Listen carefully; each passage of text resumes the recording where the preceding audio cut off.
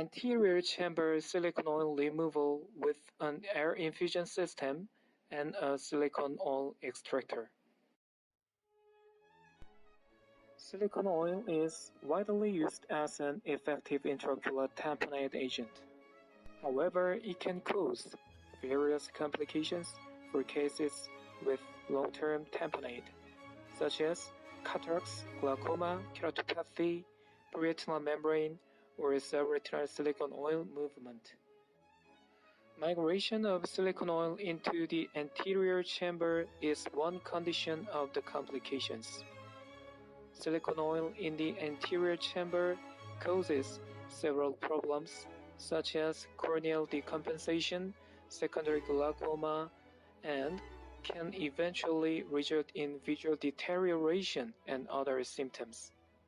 Therefore, immediate removal on detection of complications is necessary.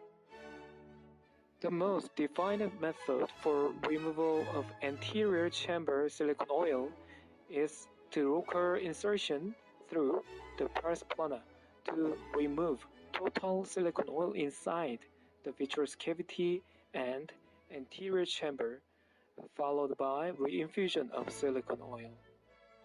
However, it is a time-consuming and difficult procedure that can cause several complications, including retinal redetachment and vitreous hemorrhage.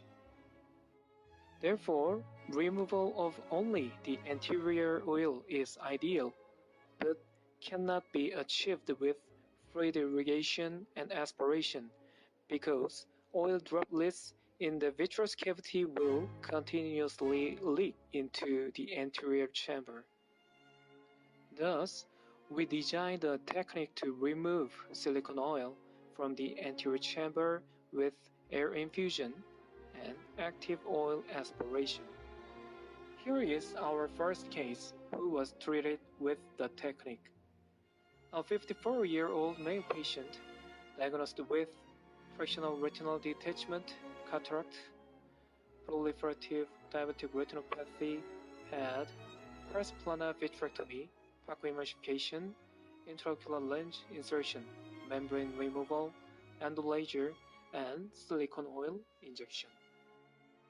2 days after primary operation, silicone oil migrated into the anterior chamber and the oil bubble margin is indicated with red dot line.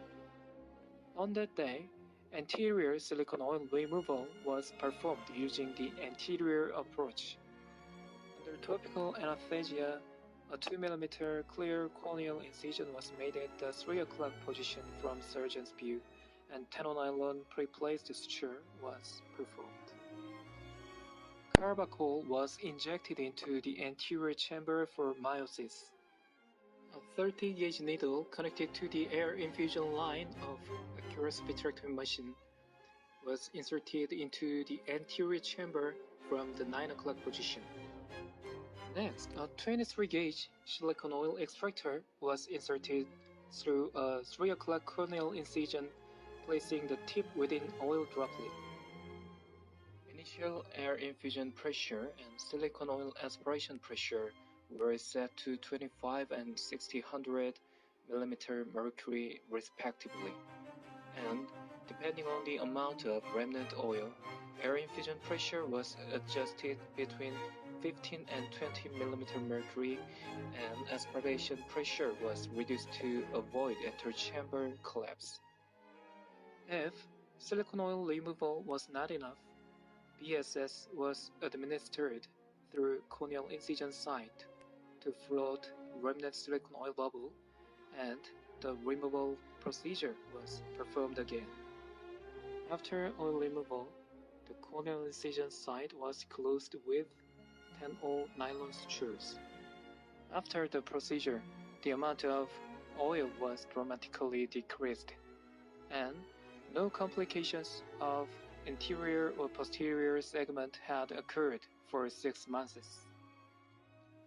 And in another case, on the first postoperative day, pupillary block occurred due to anterior chamber silicone oil, and the intraocular pressure went up to 60 mm mercury, and we could solve the problem easily with this simple technique.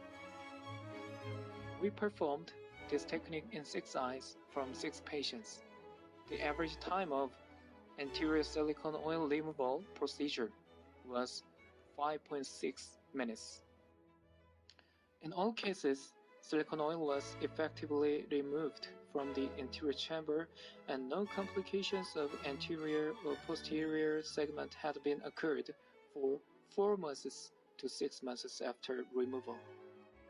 Herein, we described a simple and easy technique to successfully remove anterior chamber silicone oil by an anterior approach using air infusion and oil extractor. I hope you won't meet the case with anterior chamber silicone oil migration, but in the case, try this technique. Thank you very much.